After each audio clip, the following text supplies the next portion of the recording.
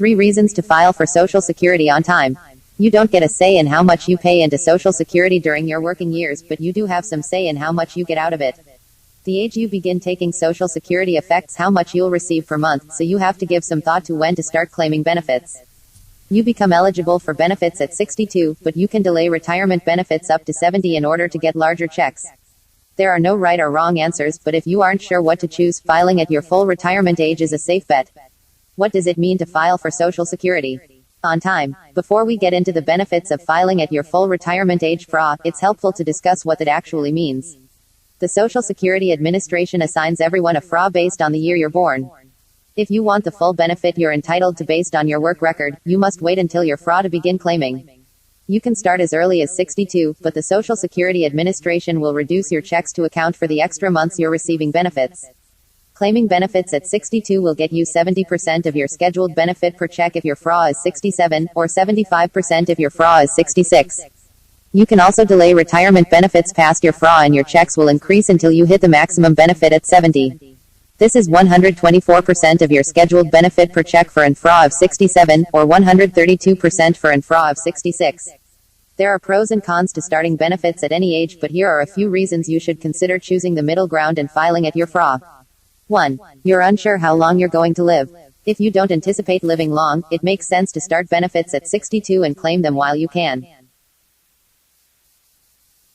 But if you expect to live into your 90s or beyond, delaying benefits until 70 makes the most sense if you can afford to do so because you'll get more money overall. But people can't be sure how long they'll live, and many don't want to take the gamble of delaying benefits and shortchanging themselves. Starting benefits at your FRA is a nice middle ground. You'll have to cover your living expenses on your own for a few more years, but then you'll get larger checks each month when you do start claiming benefits. The larger checks will also bring larger cost of living adjustments (COLAs) that help Social Security keep pace with inflation, so your checks will grow more than they would have if you'd began Social Security at 62. 2. You expect a long life but can't afford to wait to start benefits at 70. Sometimes delaying benefits isn't financially feasible. While the larger checks could help cover more of your expenses later in retirement, you'll carry a greater financial burden in the early years when you have to pay for everything on your own.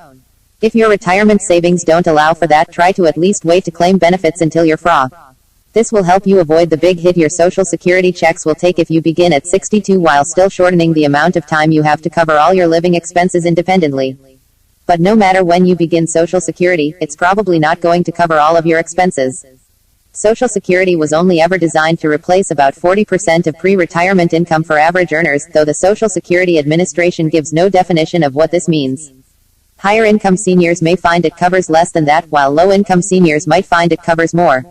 Regardless, you need to prioritize retirement savings on your own while you're young to ensure you have enough money to get you through your retirement comfortably. 3. You're still working. Those who plan to continue working in their early to mid-60s or beyond should consider delaying Social Security benefits at least until their FRA. There's no rule saying you can't claim Social Security while working, but if you do and you're under your FRA, the government can dock your benefit checks if you make over a certain amount. If you'll be under your FRA for all of 2019, you'll lose $1 for every $2 you make over $17,640.